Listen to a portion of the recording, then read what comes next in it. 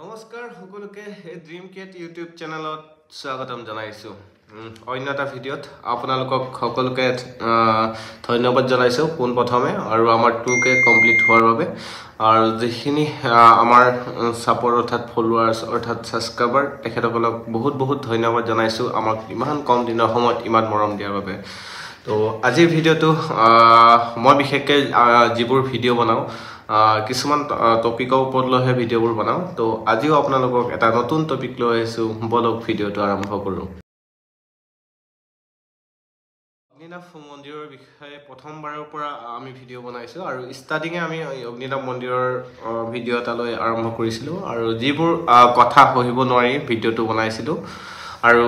বিষয়টো হ'ল অগ্নিনাভ মন্দিৰত অহা 15 তাৰিখে বহাগ বিহুত মই শিৱসাগৰলৈ গৈছিলোঁ আৰু শিৱসাগৰ যাওঁতে অগ্নিনাভ মন্দিৰ দৰ্শন কৰিছিলোঁ অগ্নিনাভ মন্দিৰ দৰ্শন কৰোঁতে মই কি পাইছিলোঁ আৰু কেনেকুৱা ধৰণৰ মন্দিৰ ভাগ আৰু মই প্ৰথমবাৰ যেহেতু গৈছোঁ আৰু সেই মন্দিৰ ভাগৰ কিছুমান মন্দিৰত অহা যিখিনি ভক্তপ্ৰাণ ৰাইজ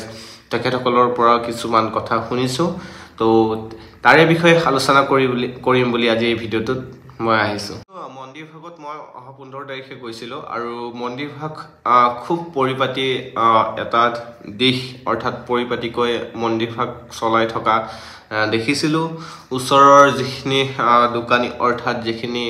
ওচৰৰ ব্যৱসায় কৰা লোকসকলেও তেখেতসকলৰ বেপাৰ বাণিজ্যও তেখেতসকলে চলাইছিলে ওচৰত আৰু তাতেও আমি সোমাইছিলোঁ বস্তু লৈছিলোঁ আৰু তেখেতসকলৰ কিছুমান কথা তেখেতসকলৰ পৰাও জানিব পাৰিছিলোঁ তো মন্দিৰ ভাগ পোনপ্ৰথমে যেতিয়া সোমাইছিলোঁ আৰু মন্দিৰ ভাগ এনে লাগিছিলে সেই মন্দিৰ ভাগত মই সোমাওঁ কেনেকৈ ফাৰ্ষ্ট টাইম তো মন্দিৰ ভাগত সোমাইছিলোঁ গেটৰ যেতিয়া গেটখন পাৰ হৈ সোমাইছিলোঁ তো ইমানে মানুহৰ ভিৰ আছিলে আৰু সেইদিনা আচলতে সোমবাৰ আছিলে আৰু মোৰো এনেকুৱা এটা দিন হ'ল যাতে সোমবাৰ দিনটোহে যায় তাতে মন্দিৰ ভাগ পালোঁ মই ভাবা নাছিলোঁ সেই সোমবাৰ দিনটোৰ বাবে মোৰ বাবে এটা ভাল দিন হ'ব তো মই যেহেতু ইমান দূৰৰ পৰা গুৱাহাটীৰ পৰা গৈছিলোঁ আৰু যেহেতু মন্দিৰ ভাগৰ বিষয়ে মই বনাই আছোঁ ভিডিঅ'টো তাৰ নগ'লে তো কিবা এটা নিজৰে মনটো ভাল নালাগিব বাবে মই মন্দিৰ ভাগত যাম বুলি কৈছিলোঁ আপোনালোকক আগৰ ভিডিঅ'বোৰত তো মন্দিৰ ভাগ উপভোগ কৰিলোঁ আৰু খুব ধুনীয়াকৈ পৰিপাটিকৈ তেখেতসকলে মন্দিৰ ভাগ চলাইছে আৰু যেতিয়া মন্দিৰ ভাগ সোমোৱাৰ লগে লগে দেখা পালোঁ যিখিনি তেখেতসকলৰ অৰ্থাৎ তেখেতসকলৰ যিখিনি ভক্তপ্ৰাণ ৰাইজৰ প্ৰতি যিখিনি কাৰ্যকলাপ অৰ্থাৎ তেখেতলোকে এনেকুৱা ধৰণৰ কৰিছে য'ত নেকি মানে সকলো পৰিপাটি হোৱাকৈ তেখেতসকলে শিৱক যি অগ্নিনাভ বাবা অৰ্থাৎ পানী ঢালিবলৈ যিটো আমি পানী ঢালোঁ বাবাৰ চৰণত তো তেখেতসকলে সেই লাইনটো ধুনীয়াকৈ এক্সট্ৰাকৈ বনাইছে আৰু 2 নম্বৰতে তেখেতসকলে মন্দিৰ ভাগ দৰ্শন কৰিবলৈ 4টা লাইন বনাইছে বহুত ধুনীয়াকৈ মানুহ পৰিপাটি যোৱাকৈ ধুনীয়াকৈ বেৰিকেড টাইপৰ দি দিছে তেখেতসকলে বাঁহ বান্ধি আৰু যাতে কোনো ধৰণৰ অসুবিধা নহওক আৰু তাৰ পিছত দিছে তেখেতসকলে প্ৰসাদৰ কাৰণে এটা লাইন বনাই দিছে পুষ্পাঞ্জলিৰ কাৰণে এটা লাইন বনাই দিছে তেখেতসকলে আৰু য'ত নেকি শৰাই য'ত নেকি আমি দিওঁ আৰু শৰাই যিসকলে দিব তো তেখেতসকলৰ কাৰণে বহুত ধুনীয়াকৈ লাইন এটা বনাই দিছে অৰ্থাৎ পায়স দিয়া লাইনবোৰ এক্সট্ৰাকৈ বনাইছে আৰু যিখিনি পূজা পাতল কৰি অৰ্থাৎ মানে চাকি ধূপ দিয়াৰ কাৰণে ধুনীয়াকৈ এঠাই ধুনীয়াকৈ জেগা দিছে য'ত নেকি আপোনালোকে ধূপ বা চাকি টাকি লৈ গ'লে তাতে আপোনালোকে ধুনীয়াকৈ থৈ দিলে তেখেতসকলে মন্দিৰ ভাগত জ্বলায় আৰু 2 নম্বৰতে হৈ গ'ল তেখেতসকলে তেল যিখিনি আমি তেল লৈ যাওঁ যে আৰু সেই তেলখিনি বহুত ডাঙৰ এটা চাকি এগছ আছে সেই চাকি গছত আপোনালোকে ঢালিব পাৰিব বহুত ডাঙৰ তো তেনেকৈ মই গোটেইখিনি লাইন ধৰিলোঁ তাৰপিছত মই এটাই বিশেষ পালোঁ অৰ্থাৎ বহুতে কয় তাতে মন্দিৰ ভাগত ভিডিঅ' বনোৱাটো এলাউ নাছিলে তথাপিও যিটো মনৰ বাবাৰ প্ৰতি ভক্তি তো মন্দিৰ ভাগ কিছু স্মৃতি হৈ ৰৈ যাক অৰ্থাৎ বাবাৰ প্ৰতি যি ভগৱানৰ প্ৰতি বিশ্বাস লয় সেই মন্দিৰ ভাগত মই গৈছিলোঁ যেহেতু তো মই ভিডিঅ'ৰ এটা বনাইছিলোঁ আপোনালোকে পাইছে আৰু বহুতে যদি চোৱা নাই চাই ল'ব তো তাতে ধুনীয়াকৈ মন্দিৰ গছত গৈ সেৱা প্ৰাৰ্থনা কৰিলোঁ তাতে গৈ এনেকুৱা লাগিলে যেন বহুত ধুনীয়া এটা স্থানত যাই পালোঁ আৰু কিছুমান কথাত এনেকুৱা ভাল লাগিলে তো বহুতে কয় ন তো মন্দিৰ ভাগ লৈ বহুতে বিতৰ্কত এনেকুৱা ধৰণৰ ঠেলি দিছিল কিন্তু মন্দিৰ ভাগত যেতিয়া সোমাইছিলোঁ যেতিয়া মানুহৰ লাইন আছিলে মই তাতে পালোঁ দুজনী ছোৱালী হঠাৎ মূৰ ঘূৰাই পৰিছিলে আৰু মই ভিডিঅ'টো নকৰিলোঁ তাতে আচলতে এইবোৰ ভিডিঅ' কৰাটো ভাল নহয় তো তেখেতসকল আছিলে দূৰৰ আছিলে বহুত তো তেখেতসকল আহিছিলে ছোৱালীজনী মানে নোখোৱাকৈ আছিলে তো মূৰ ঘূৰাই পৰিছিলে তেখেতে তেতিয়া যিখিনি কৰ্তৃপক্ষ অৰ্থাৎ যিখিনি ভক্তপ্ৰাণ ৰাইজ তেখেতক ধৰি পেলাই তেখেতৰ গোটেই ঠিক কৰিছিলে তাতে সেৱা প্ৰাৰ্থনা জনাই যেতিয়া পানী খুৱাই দিছিলে তো তেতিয়া ছোৱালীগৰাকী সুস্থ হৈ পৰিছিলে মোৰ এনেকুৱা লাগিছিলে আচৰিত পাইছিলোঁ ছোৱালীজনী মানে উশাহ ল'ব পৰা নাছিলে মানে বুকুৰ পৰা আমি এটা উশাহ লয় সেই উশাহটো ছোৱালীজনী ল'ব পৰা নাছিলে আচলতে গৰমো আছিলে বহুত আৰু গৰমটো আছিলে মানে তাই সেইখিনি সহ্য কৰিব নোৱাৰিছিলে মানে তাৰপিছত যেতিয়া তাইক উলিয়াই লৈ আহিলে লাইনটোৰ পৰা ওলাই লৈ অহাৰ পিছত কি কৰিলে মানে তাইক পূজা কৰিলে তাই আৰু পূজা কৰোঁতে তাই ধুনীয়াকৈ যেতিয়া পূজা শেষ হ'ল তাই ধুনীয়াকৈ সুস্থ হৈ তাই আকৌ ধুনীয়াকৈ তাই নিজে পূজা কৰিবলৈ ধৰিলে তো কৰ্তৃপক্ষ বহুত সহায় কৰিলে তো তাৰ বাবেও বহুত ভাল লাগিল আৰু 2 নম্বৰতে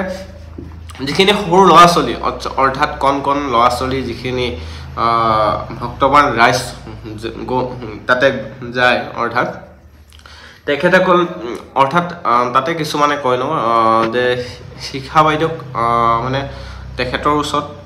সৰু কণ ল'ৰা ছোৱালী যোৱাৰ কাৰণে তেখেতক আগতীয়াকৈ যাব দিয়ে কিন্তু আচলতে বহু লোক আছে য'ত নেকি যে পূজা কৰিবলৈহে যায় আৰু বহুত লোকো আছে পূজা কৰিবলৈ যায় পূজা কৰিব যাওঁতে যি নেকি বাবাৰ